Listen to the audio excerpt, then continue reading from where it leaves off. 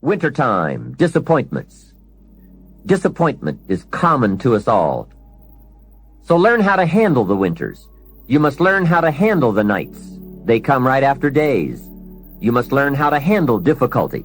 It always comes after opportunity. You must learn to handle recessions. They come right after expansions. It isn't going to change. So the big question is, what do you do about the winters? Well, you can't get rid of January simply by tearing it off the calendar. But here's what you can do. You can get stronger, you can get wiser, and you can get better.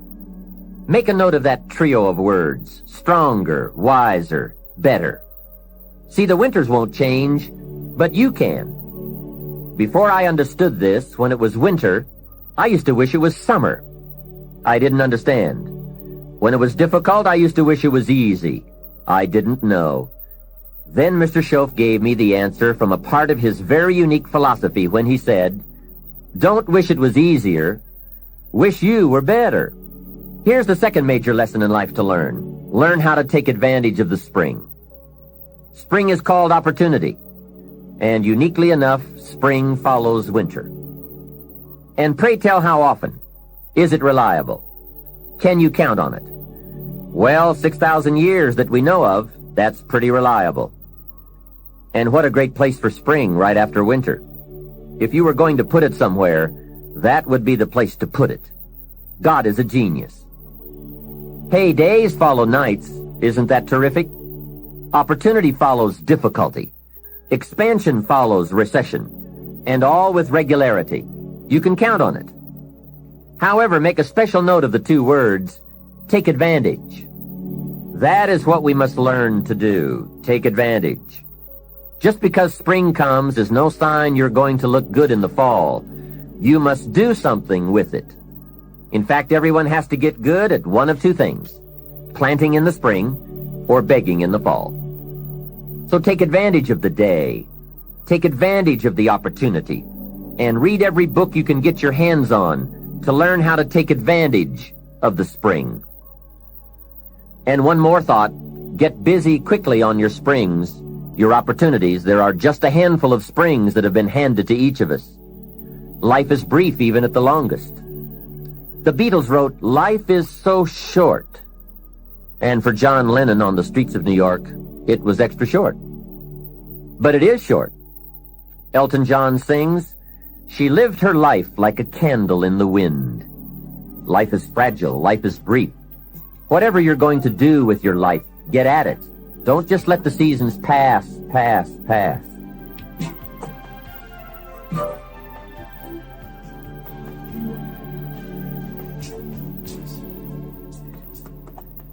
The third major lesson in life to learn is, learn how to nourish and protect your crops all summer. Sure enough, as soon as you've planted, the busy bugs and the noxious weeds are out to take it. And here is the next bit of truth. They will take it, unless you prevent it. And that is the third major lesson to learn, major skill to develop, preventing the intruder from taking the good. Here are two key phrases to consider under the third major lesson.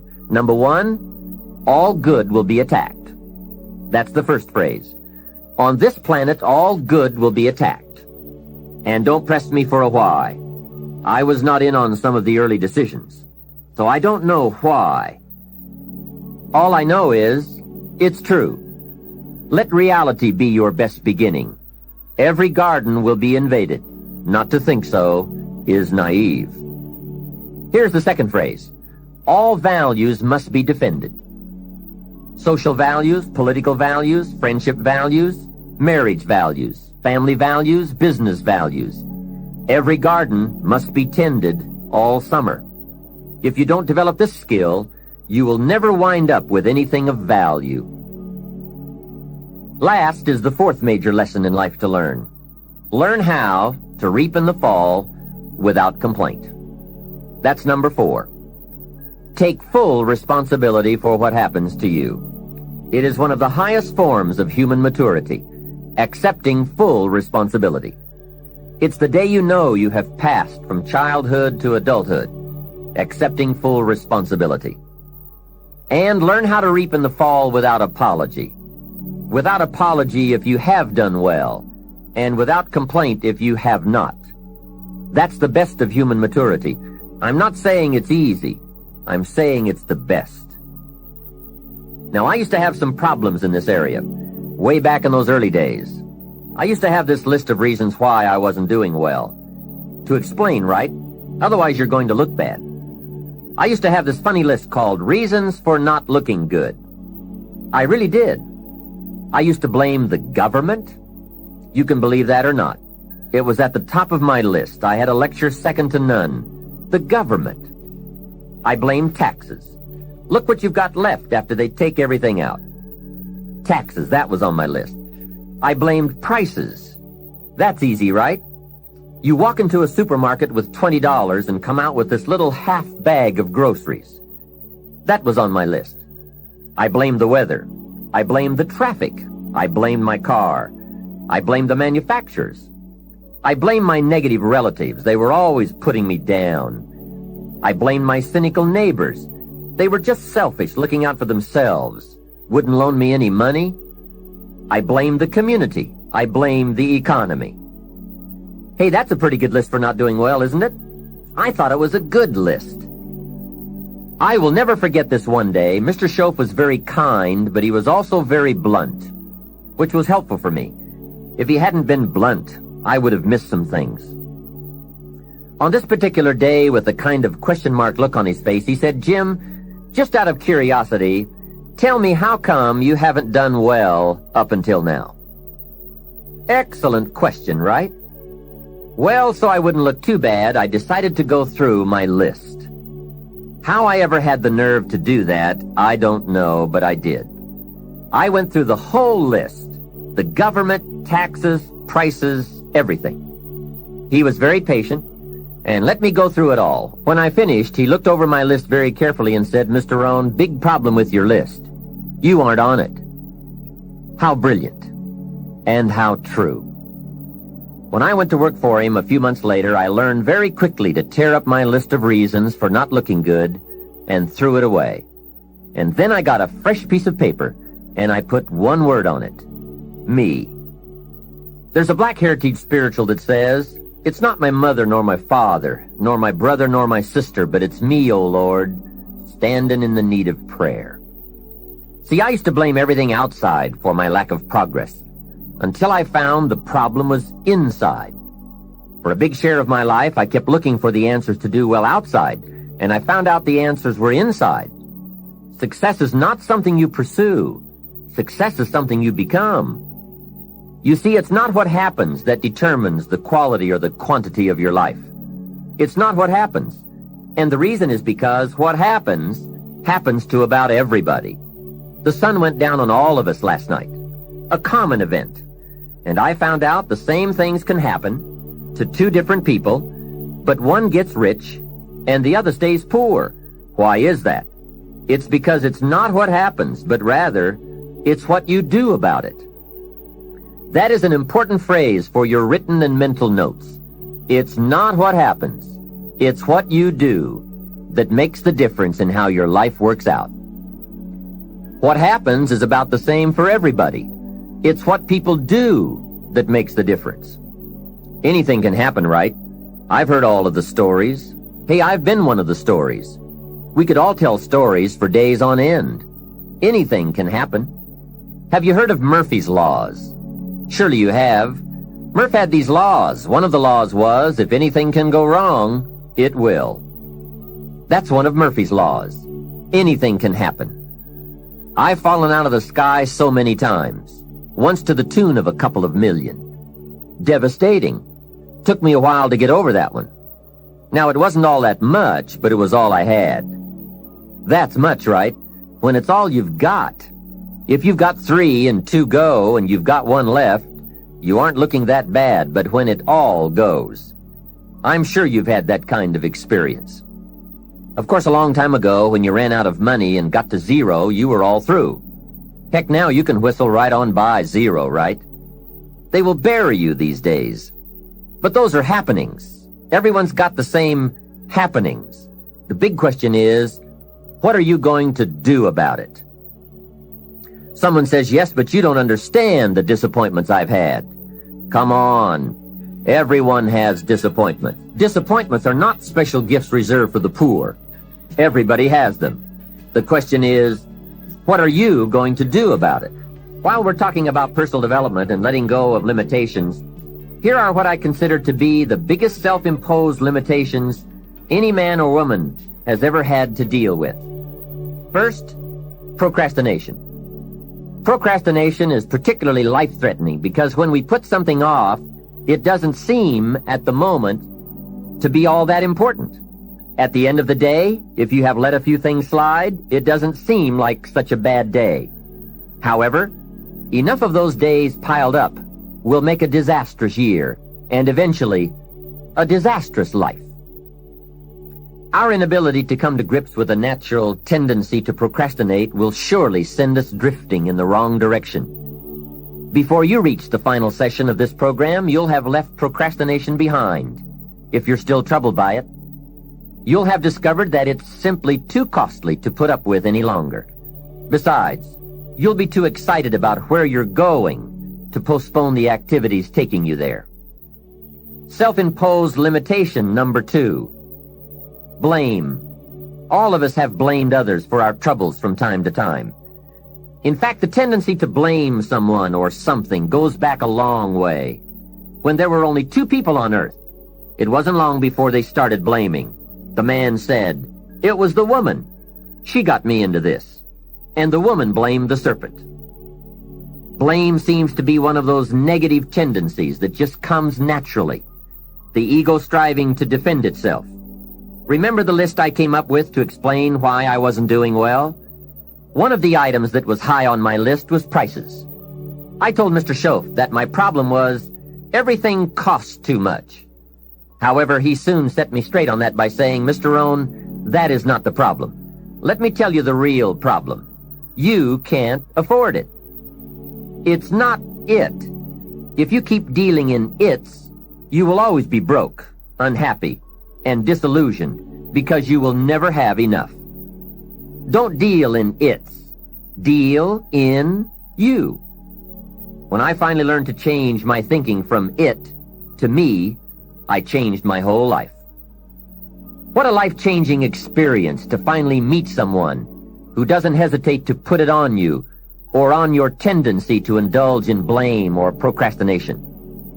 That is indeed a banner day when you meet someone who has learned how to skillfully and carefully attack the same problem that has kept you from doing very well, or kept you beneath your potential, or kept you off balance as to your own self-worth. It is so easy to mistake appearances for reality, to confuse the symptom with the real cause. Along with blame comes the third negative tendency we want to eliminate: excuses. Guess how many excuses we have? 1 million. And in the course of a lifetime, we will probably use them all, unless somebody finally comes along and blows all those excuses apart to make us come face to face with the real reasons for our current dilemma. Until that time, we will probably use another 1 million excuses to prevent ourselves from having $1 million. Here's one of the major questions I'll pose to you during this program. What are you going to do starting today that will make a difference in how your life works out? Good question, right? What are you going to do? See, if you don't do something starting today that will make a difference, guess what? It's going to be the same. And you can guess what the next 5 years are going to be like. Just look at the last 5. The next 5 years will be like the last 5 unless you, Major Key, make all the changes. Now here's another key question. What can you do starting today that will make a difference? That's a good question. What can you do? What can you do with economic chaos? What can you do with massive disappointment when it's all gone wrong? What can you do when it won't work, when you've run out of money, when you don't feel well, and it's all gone sour? What can you do? Well, let me give you the broad answer first. Here's what you can do. You can do the most remarkable things, no matter what happens. Hey, people can do incredible things, unbelievable things. A man can do the most amazing things with the most impossible circumstances. A woman can do the most remarkable things with the most disastrous circumstances. Hey, I found out kids can do remarkable things. That is, if they have remarkable things to do. I also found out if they don't have remarkable things to do, there's no telling what they'll do. Now, here's why humans can do remarkable things. It's because they are remarkable. They are not dogs, animals, fish, birds, amoebas. Humans are different than any other creation. When a dog starts with weeds, he winds up with weeds, and the reason is because he's a dog. But that's not true with human beings. Human beings can turn weeds into gardens. That's one of the major differences being a human versus being a dog. Humans can turn nothing into something, pennies into fortune, disaster into success. And the reason they can do such remarkable things is because they are remarkable. So why not reach down inside of you and come up with some more of those remarkable human gifts? They're there waiting to be discovered and employed. And with those gifts, change anything for you that you wish to change. And I challenge you to do that because you can change. If you don't like how it is for you, change it. If it isn't enough, change it. If it doesn't suit you, change it. If it doesn't please you, change it. And I challenge you to do all that because you can change. See, you don't ever have to be the same after today, only by choice. If you don't like your present address, change it. You're not a tree. Now for the process of change, just a philosophical pronouncement won't do. It takes more than that. And it takes more than enthusiasm. I know we are hearing a lot about enthusiasm these days. We're still hearing the old cliche of the 30s, to be enthusiastic, you must act enthusiastic. But see, that won't help. I'm sorry. Hey, after you have leaped about, there are some things you've got to do, or it isn't going to change for you. You can get all excited about lifting 200 pounds until you get to the gym. Then you need a new excitement. And the new excitement is discipline. Discipline, the major step to human progress. If there is one thing to get excited about, this is it. Get excited about your ability to make yourself do the necessary things to get a desired result. That's true excitement, not just optimistic panic. True excitement. Hey, what could you do starting today that would make a big difference in your life? Answer, no telling. What will some people do starting today? That's what's disappointing. It's not what we can do that's in question. What we can do is fantastic.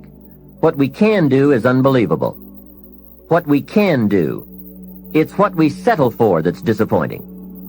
Remember, the major question to ask on the job is not, what are you getting? The major question to ask is, what are you becoming?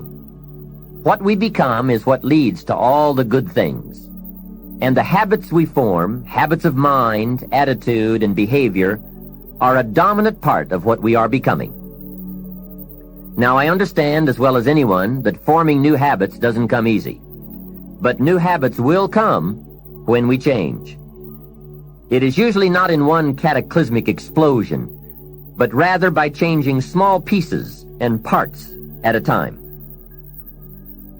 I think that's how most of us change. We just keep nudging ourselves in the right direction, forming one or two new habits at a time, little by little, until finally we've made the turn. And this is where the good life comes from, those personal changes. There's nothing you can do with the seasons, but there's everything you can do with yourself. Don't wish for the winters to change. Wish for your own attitudes, strength, and capabilities to change in order to handle the winters. Really making personal changes calls for 10% inspiration and 90% perspiration. Wishing we could change is a beginning, but now wish must be translated into activity, and inspiration and affirmation must lead to discipline. We can affirm that we are going to change, but we must now form new habits and develop new disciplines for the affirmation to come true. Make sure your activities are not going in the opposite direction of your affirmation. Make sure your daily thoughts and activities take you in the direction of your affirmation.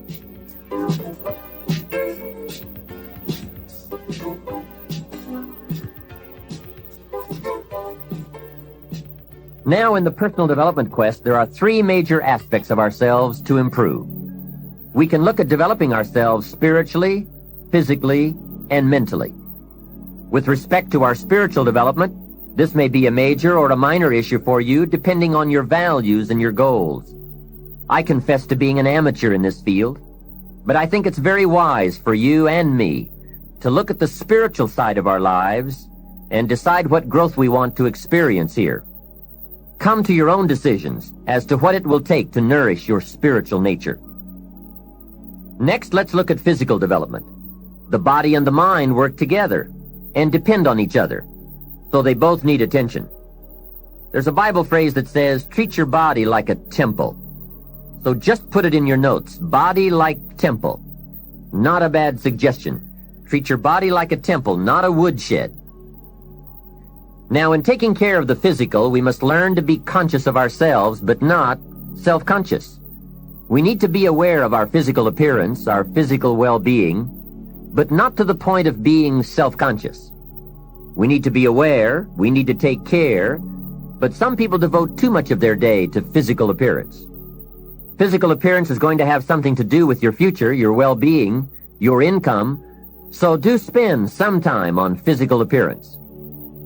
How we appear to other people does make a difference in terms of our acceptance and our ability to function and do well in the marketplace.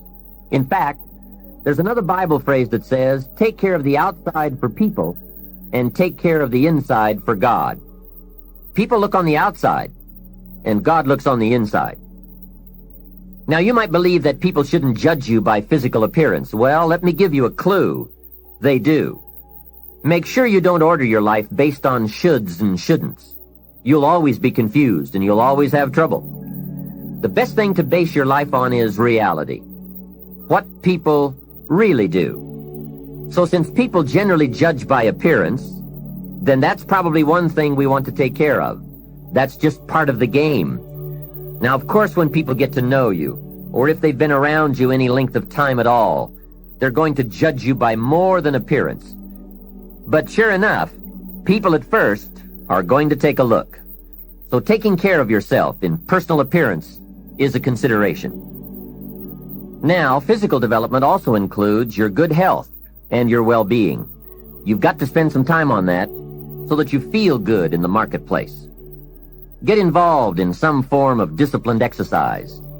Keeping fit and feeling good has a positive effect on your attitude, not just your appearance. Even if you're not into sports, there are some cassette programs and books on how to stay in excellent shape in only 20 to 30 minutes a day. Get the tapes and find your best way to stay physically fit. Just develop a bit of consciousness about taking care of yourself physically. Physical fitness pays great dividends in terms of your energy level, your ability to live a long, healthy life, and your general sense of well-being.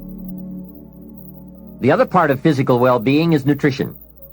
There are some excellent cassettes and books on this subject for you to investigate as well. Do all you can to stay fit, to stay healthy, and to stay well, because physical health and fitness affect how you feel about yourself and how you perform in the marketplace. When you feel good about yourself, other people will feel good about you too. Appearance, vigor, vitality, and well-being have a lot to do with how your life works out. That's the physical side. Now, the mental exercise and nourishment are just as important as physical and spiritual exercise and nourishment.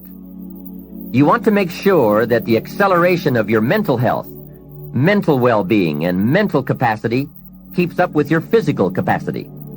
So make sure at 40 that your mind has kept up with the passing of the years. Don't stay 30 at 40. Don't stay 30 at 50. Keep up the learning curve with mental exercises. I congratulate you for your investment in this cassette program as a further expansion and stimulation of your mind and your thinking. It's so important for you and me to be stretched beyond where we are. It's too easy to just comfortably sit and stop growing. It often doesn't seem to be that necessary to make the push, to make the effort to learn and to grow and to challenge yourself. But let me give you something to think about. The last few years of the 20th century are going to demand a lot more mental vigor and mental activity. The competition and complications of life are going to truly challenge the full capacity of our mentality. So, stretch your mind. It's easy when you finally find yourself in a good job to stop pursuing mental development. Have you heard about the accelerated learning curve? From birth up until the time we are about 18, our learning curve is dramatic, and our capacity to learn during this period is just staggering. We learn a tremendous amount very fast. We learn our language, our culture, our history, science, mathematics, everything. But guess when this learning curve starts to taper off? When we get our first job, usually. Now sometimes, for some people it will continue, but sure enough, here's where it usually levels off. If there are no more exams to take, if there's no demand to get out paper and pencil, why read any more books? Now you will just learn by some experience, just getting out there and by doing it wrong and doing it right and stumbling around. You learn some. But can you imagine what would happen if you kept an accelerated learning curve all the rest of your life? Can you imagine what you could learn to do, the skills you could develop, the capacities you could have? So here's what I'm asking you to do. Be that unusual person who keeps up his learning curve. Succeeding in life is not usual. It's unusual. You need to develop some unusual habits to earn the outstanding rewards. A friend of mine said, a standard education will get you standard results. You want a lot more than standard results? You need to become a lot more than a standard person. And now I've got some more good news for you. Never before in the history of the world has it been easier for someone like you or me to become educated, skilled, highly creative, innovative, and spilling over with profitable ways of thinking. I'm talking about making full use of audio cassettes like the one you're listening to now. You can turn your automobile into a professional growth seminar on wheels. I'm serious. Cassettes can turn the time you spend driving your car, dressing in the morning, or exercising into solid, effective personal development. While your friends are vegetating on the way to work, listening to the radio that doesn't help them one bit to do a better job, you're picking up new negotiating skills, better sales techniques, or a new creative way to solve problems. Keep building your library of fine, quality cassette resources. There isn't a better place you can put a few dollars every month. Become a student of good ideas, wherever they can be found. Always be on the lookout for a good idea. A business idea, a product idea, a service idea, an idea for personal improvement.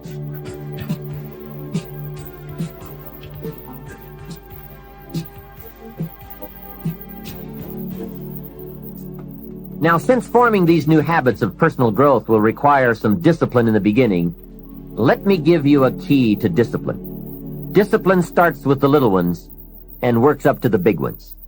Start with all the things you can do to make your life better and make you feel better about yourself. Make a list. Life will give you some pretty big challenges if you can handle the small ones. But unless you practice on the small ones and master those, you don't have a chance for the major ones. A man strides out of his house to go straighten out the corporation, and he has not yet straightened out his garage. Who's kidding who? So work on all the disciplines that will improve the quality of your life. And here's an important thought. Everything affects everything else. Every lack of discipline affects every other discipline. Mistakenly, the man says, "This is the only place I let down." See, that's not true. Every letdown affects the rest of your performance. Now here's the positive side. Every new discipline affects every other discipline. Every new thing you try affects the rest of your performance. Isn't that exciting? So get started on every small discipline you can think of. You can't believe what it will do for your self-confidence. And remember, the greatest deterrent to success is lack of self-confidence. And lack of self-confidence comes from not doing what you could do. Next comes self-motivation. And really, it's the only kind of motivation there is. Self-motivation. I was on a lecture tour in Australia not long ago, and the press interviewed me. And they asked me, "Mr. Rohn, are you one of those American motivators?" I said, "No, I'm a businessman. I can share my ideas and my experiences, but people have to motivate themselves." Hey, I found out you can't change people. They can change themselves, but you can't change them. Lord knows, I've tried.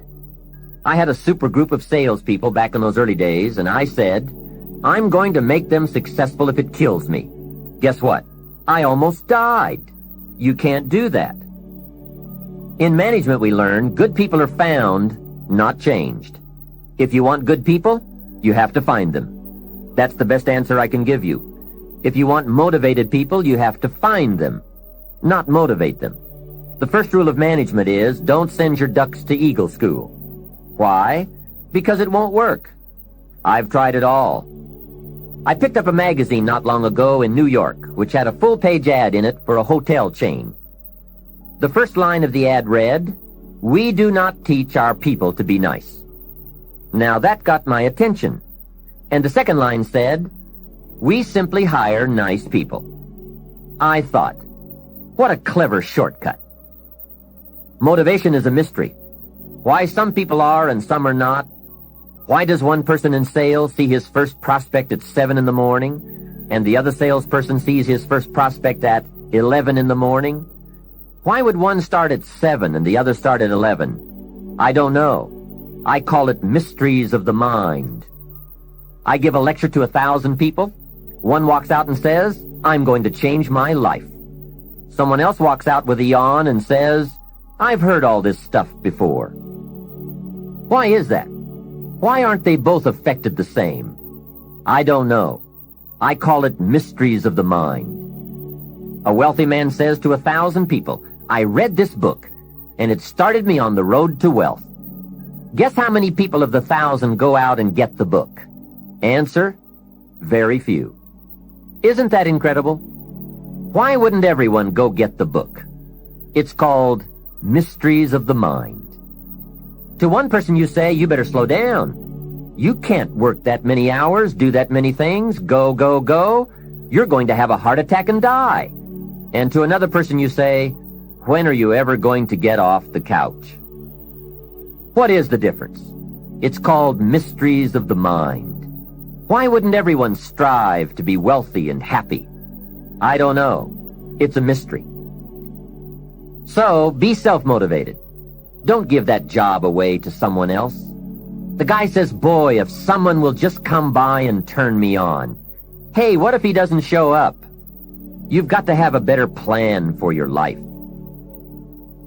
Since you're self-motivated, and I would assume that you are since you've invested your money, and now you're investing your time to gather good ideas for more success, I want to share the best of what I've learned and experienced in my life. You deserve the best I have to give, and more.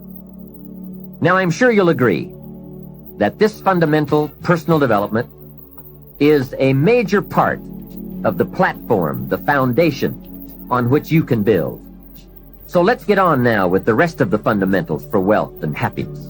Of all the subjects that stir the imagination, this has to be one of the major ones: financial independence, freedom from financial concerns, owning the financial resources that give you the means to really do what you want to do, to make your life all that you want it to be. We don't have time to go through all the interesting ideas that have been written and discussed on the subject of financial wealth, but I will offer you a few major ideas that have really made a difference in my life, financially and otherwise.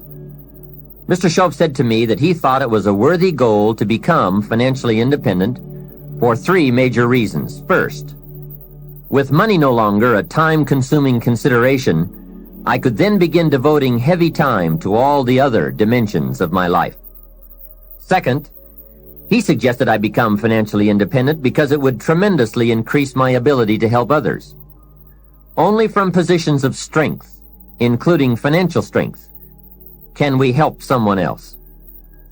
Finally, and most important, he said, I believe it is worthwhile to become financially independent for the sake of developing the person you must become to achieve that goal. What a major secret he taught me. Set a goal to entice you to become the person it takes to achieve it. Reaching the goal is the lesser value. The primary value lies in the person you become by reaching it. You see, it's not the $1 million that's most important. It's what you must do and become in order to be a millionaire. We're all aware that many people feel that we must be careful of focusing on money or affluence or abundance, that in it or in the pursuit of it there is danger. We often hear quoted from the Bible, the love of money is the root of all evil. And I do agree. If you make money your love, and you pursue affluence to the exclusion of or at the expense of other values of life, you have lost, not won. However, let us consider this question. If you could do better, should you? That's not a bad question. In the time allotted to labor, in the time given to economics, care for family, success, achievement, productivity, the creation of value, the development of skills and creativity, if you could do better, should you? I think that one of the greatest satisfactions of living life to the fullest is doing the best you can with whatever you have. Doing less than your best has ways of eroding the psyche. We seem to be creatures of enterprise. Surely it is the reason for the seasons. The soil and the sun and the rain and the seed all say, what can you do with us? The seasons say, do you have the genius to make something unique of us?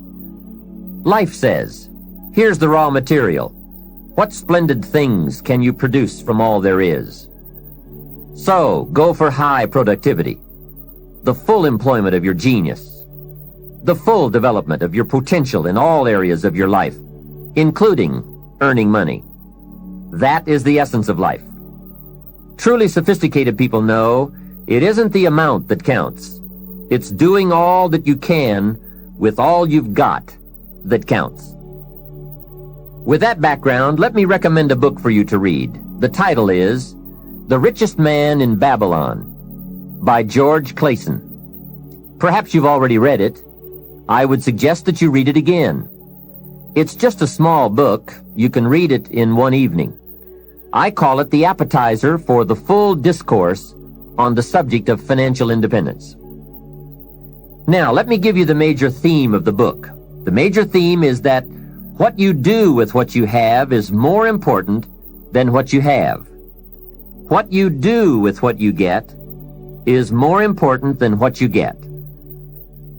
What we do with what we have says so much about us. It reveals our philosophy of life, our attitude, what we know, and what we think, and the makeup of our character. It is a reflection of what is going on inside of our head and within our value system and decision-making process. It also reveals our ability to weigh and to perceive. The outer is always a reflection of the inner. It is an indication, a reading, a revealing. It speaks, it tells, it shows. Remember that key phrase I gave you earlier? Everything is symptomatic of something, and it is symptomatic of something right or something wrong. It is a wise policy not to ignore the symptoms, for they can be early signs of a poor choice of philosophy, or a sign that something important is being misread, misunderstood, miscalculated. So of all places, take a look here. What you are doing with your money says something about you. Now, what you're doing may be okay. All I'm suggesting is that you take a look. Let me give you some of the details of a good financial plan as suggested by Clason's book. First, a very broad but important statement. Learn to live on 70% of your net income. Net meaning the money you have left after paying your taxes. And before we go any further, let us consider that most important part of our personal, social, and economic life. We must all in our lifetime, whether we are young or old, understand the necessity and the practice of paying taxes. We have to teach our children as soon as they have any money at all from any source that if they spend it for anything, they immediately become what we call a consumer. And all consumers of goods and services, no matter how young, have to pay taxes. In California, where I live, if a child is only 10 years old and goes to the store to buy something that costs $1, the proprietor asks him for an extra 6 cents. The child may look at the price tag and say to the proprietor, "But it says $1. What's the 6 cents for?" And what a great time to teach the necessity for everybody to pay taxes, even at age 10. So a full explanation is due. If you're going to take 6 cents off a kid, you've got to tell him where it goes. After all, it is his 6 cents. He could well ask the proprietor, "Do you keep it?" The proprietor, of course, would explain that it's for taxes, that he doesn't get to keep it, that he merely collects it. The next obvious questions are, who gets it? And what is it used for? And with these very intelligent questions come some very important answers. To the child we explain, since we all have decided to live together, we call ourselves a society. And for that society to function, there are some things we cannot individually do for ourselves. We cannot each build a piece of the street. The machinery would be too expensive, and it would take too long to learn how to use it and then to do it. So we have a government, and government is people we have put to work doing those things for us as a community that we cannot do for ourselves. The streets, the sidewalks, the police, all of this must be paid for. So we have agreed to take some of the money when all of us buy something and give it to the government so that it can do things for us. This is such an important subject. Kids have to learn it. We all have to learn it. We then move up to federal taxes and all that those tax dollars are meant to do. Here's a pretty good way to explain federal taxes. I call paying taxes the care and feeding of the goose that lays the golden eggs. It is so very important to feed the goose, not abuse the goose, not tear off a wing of the goose, but to feed and care for it. You might say, well, yes, but the goose eats too much. Hey, that's probably true. But remember, just about every appetite eats too much. Don't we all eat too much?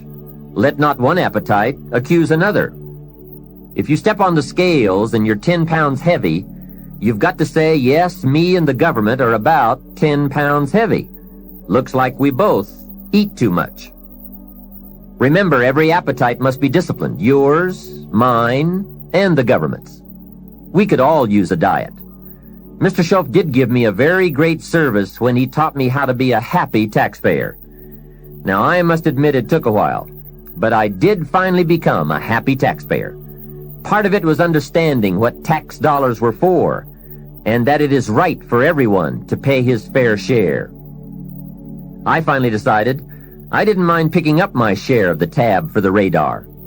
It's so necessary for our safety as a country to keep the international bullies away. Some people say, why bother with all that expensive equipment? After all, they won't come over here. Obviously, they haven't read their history books. Someone else says, I'm not picking up any part of the radar. Well, then I would suggest you go where they don't have any radar. If you are going to enjoy the benefits, then you have to pay your share. Jesus, the master teacher, gave some very clear advice one day when he said, pay Caesar first. Caesar meaning the government and taxes. Hey, that's pretty clear. Pay Caesar first. And for some unique reason, he didn't see fit to criticize Caesar. He just said, pay. I don't think we need a prophet to explain that one to us. Now, don't pay more than you should. Take advantage of the advantages and the incentives. But then when you get to the bottom line, whatever that is, pay it. And pay with happiness, knowing that you are feeding the goose that lays the golden eggs. The golden eggs of freedom, safety, protection, justice, free enterprise. A society that works, provides a market and unprecedented opportunity. Freedom of speech, freedom of religion, education for our children. This is the most powerful nation on earth, and it provides us with the greatest chance to create a unique life. Some goose, some eggs. And remember, everyone should pay. Dignity demands that we all contribute no matter how small the amount. Everyone should pay. Even the federal tax bill, in my opinion. If only $1 a year, that's okay. Just so you can say with dignity, I pay my fair share. A classic example. An ancient Bible story says Jesus and his disciples were watching people come by and contribute to the treasury. Some came by and gave large amounts. Some gave average amounts. And some gave modest amounts. The story then continues. A little lady came along and put 2 pennies in the treasury. Jesus said to his disciples, "Look at that. The lady and the 2 pennies." They said, "2 pennies? You give us this example out of all who made a contribution? 2 pennies?" He said, "You don't understand. She gave more than anyone else." They said, 2 pennies? More than anyone else? Some have given fortunes. He said, "You don't understand. Her 2 pennies represented, I'm sure, more of what she had than the large amounts represented of what their givers had. So she gave the most." How remarkable. But let's continue the story. Sometimes what is not said or reported is also a valuable part of the story. Consider what Jesus did not do. He did not take the 2 pennies out of the treasury and run after the little lady and say, "Here, little lady, we have observed that you are so poor and so pitiful, we're going to give you back your 2 pennies. We just can't let you pay." What an incredible insult that would have been. She would surely have said, "Aren't my 2 pennies good enough? They represent a great portion of what I have. Will you take away my dignity?" No, that scene did not occur. And what a meaningful lesson. We learn from what did not happen as well. Let me give you the eloquence of silence. The eloquence of what was not reported but certainly must have been true. And it reads, Jesus left her 2 pennies in the treasury. What an important silent statement. It's of the highest philosophy. It best explains our earthly experience. Life is conditional. Value is on the other side of price.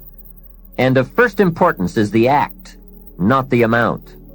Everyone must pay, even if it is only 2 pennies.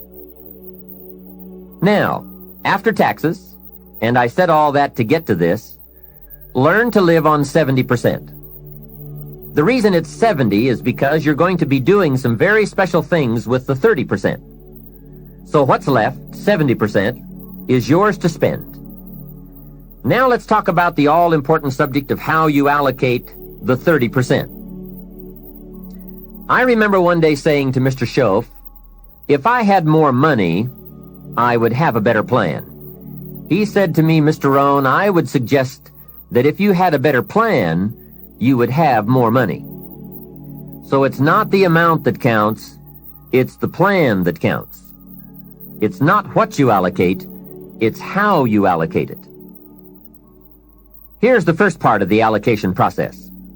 Of the 30% you're not spending, 10% should go to charity, giving back part of what you have taken out to help those who cannot help themselves. I think that's a good percentage.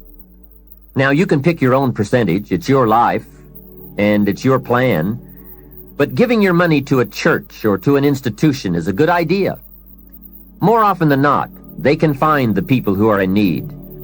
But whether you administer it yourself or give it to an institution to distribute, 10% should be given to charity. And by the way, the best time to teach this allocation process is when a child gets his first dollar. Take him on a visual tour.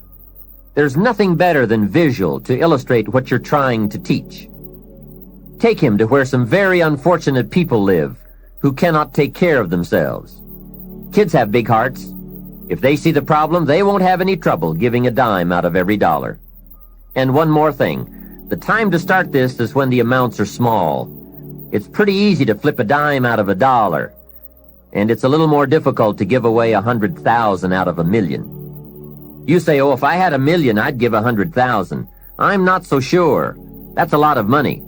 Best we start you early, so you will have the habit before the big money comes your way. Now, here is what to do with the next 10%. Set aside 10% for capital you manage. That is, capital you find ways to utilize. Do some buying and selling yourself. Buy something, fix it, and sell it. Engage in commerce, even if it's only a part-time venture. Your home is a major capital project. In my opinion, we should all engage in capitalism in this country. Here, we believe capital belongs in the hands of the people. Communism teaches that capital belongs in the hands of the state. That's a great difference in ideology. I guess communism feels that humans are too dumb and stupid to know what to do with capital, so it should all be given to the state. Let the state run everything, and let the people meekly show up for their work assignments. In our country, we believe the genius to know what to do with capital resides in the populace. The people, the genius to come up with ideas for goods and services brought to the marketplace. It has built a dynamic enterprise known as capitalism and has created opportunities in abundance. And again, remember this thought. The best time to teach capitalism is when a child is old enough to be stimulated by ideas for goods and services. Kids learn the concept of performing services in exchange for capital early, right? They mow the lawn, help in the house, earn an allowance. But take it a step beyond that, as soon as possible. They will pick it up fast. Kids ought to have 2 bicycles, one to ride and one to rent. It doesn't take much to be in business. It doesn't take $1 million. And the same business principles apply whether it is a bicycle business or General Motors. Show kids how to buy a bottle of soap for $2 and sell it for $3. Right in the neighborhood. It's called capitalism in action. Profits, products, and services brought to the marketplace. It is most exciting once you understand the mechanics and the dynamics. It's the stuff of which fortunes are made. And teach kids the advantage of being kids. Some people will buy from you just because you're little. So you must get on with it. You won't be little forever. So Johnny goes a few doors down from your home in the neighborhood and knocks on a door. Mrs. Jones answers, and Johnny says, Mrs. Jones, I have this bottle of soap. It is the best there is. My mother uses it, and lots of people I know wouldn't use anything else. You should really have some. It only costs $3, and I'm your neighbor, so I can take care of you. And besides, I'm little. There, isn't that simple? Commerce in action.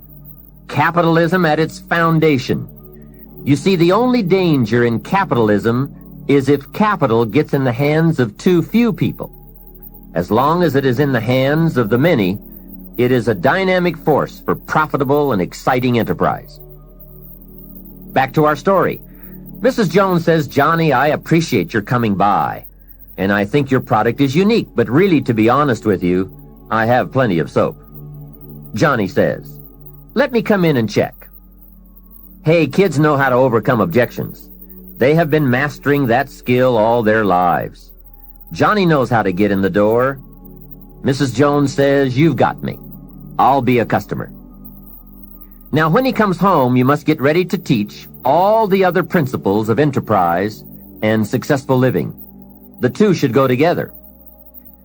First, Johnny says, I've got $3 to spend, and you point out the obvious. If you spend all $3, you will be out of business. He says, I can see that. Then you explain, you must set aside $2 to invest in another bottle of soap. You can't spend your capital. Capital must be carefully preserved. What would you think of a farmer who ate his seed corn? Dumb farmer, right? So capital must be defended. It is your only chance for another harvest. Now here's another thought for your notes. Make sure you turn part of your income into capital.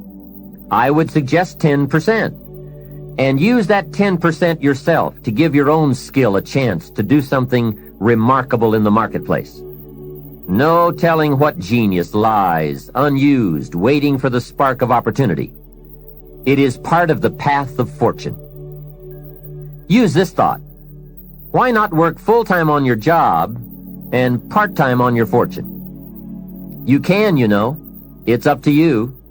And you can't believe the feelings every day when you can honestly say, I'm working to become wealthy. I'm not just working to pay my bills. It makes a different kind of day. You will find it hard to go to bed at night and exciting to get out of bed in the morning. Remember, it's the same day, the same opportunity, the same you. But it is a greatly different life working to become wealthy or working to get by. Now here is the next principle to teach. Johnny says, okay, I'll set aside $2 so I can stay in business and continue to make $1 profit. But I get to spend the $1, right? Now comes a most important opportunity. You must explain that if he spends that whole dollar, he will wind up broke and unhappy. And then take him on another visual tour to some part of town where he can get a good look at people who spend all they make and are broke and unhappy, and say, do you want to live like this? He will say, no. Then you say, all right then, you can't spend the whole dollar. He says, well then, tell me what to do with it. And with that open door comes the obvious opportunity to teach all the principles of wealth and happiness and lifestyle. One of the major factors that affects your life, all your life, is what you do with your money. So here's what you do. First, pay your taxes, right? And for kids, that is easy. They pay when they spend, unless they make a lot of money. Then you must teach them to pay federal taxes. Remember the care and feeding of the goose that lays the golden eggs. Next comes the 10 cents for charity, which we have already covered. Johnny says, oh yes, here is a dime for those who cannot help themselves. Now I can spend the rest. Answer, no. You will wind up broke and unhappy. He says, okay, what now? And now comes another major life lesson. The next 10 cents out of every dollar of wages or profit is for the increase of capital you manage. Set aside 10 cents out of every dollar profit so that someday you can buy 2 bottles of soap instead of 1. I'm sure Johnny will catch on to that one right away.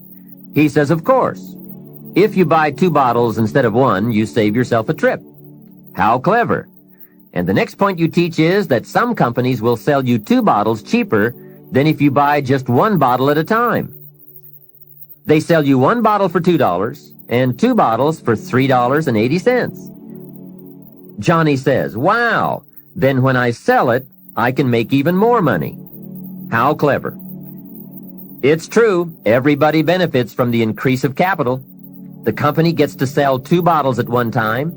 You save a trip and some costs, and you can keep some of the saving or pass along some of it to Mrs. Jones, your customer. Let's review so far. First, pay taxes. Next, 10 cents for charity, and 10 cents for capital you manage, and for the increase of that capital out of every dollar of wages or profits. Now, here's the third 10 cents from every dollar, and that is capital you provide.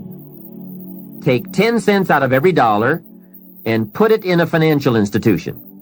And now we have come to a major benefit for all of us if you bring this 10% of your earnings to the marketplace. You see, some projects in our society need more capital than one person can provide. So we have a system whereby all of us can loan or invest our money in capital provided, so that large businesses can be built to provide more jobs and products and service and help create an even more dynamic society. So 10 cents out of every dollar should go into a savings account. I really prefer to call it an investment account because, and kids will love this, They pay you for the use of your money. You can get back the money you loaned, and you will have more profit from what you are paid for the use of your money. And be sure that you teach this, that if kids start this program from whatever they earn on a job, or in engaging in enterprise, or both, while they are in their teens, by the time they are 40, they will be wealthy enough to be able to do what they want to do the rest of their lives, instead of all their lives doing what they have to do. Now, from your teenage years, it could take a much shorter period of time to become financially independent, depending on what ideas and opportunities you take advantage of. Mrs. Fields developed a new chocolate chip cookie and became a millionaire before she was 30. Mrs. Fields chocolate chip cookies. What an example of capital in the hands of the people, not in the hands of the state. A 10-year-old takes $1, searches around the community and finds a broken, abandoned wagon, pays $1 for it, brings it home, cleans it up, sands off the rust, paints it till it's shiny and new, straightens out the wheel, and sells the like-new wagon for $11. You ask, does a 10-year-old deserve $10 profit? And the answer is, of course. Society now has a mended wagon. And that's what it's all about. Find something and leave it better than you found it.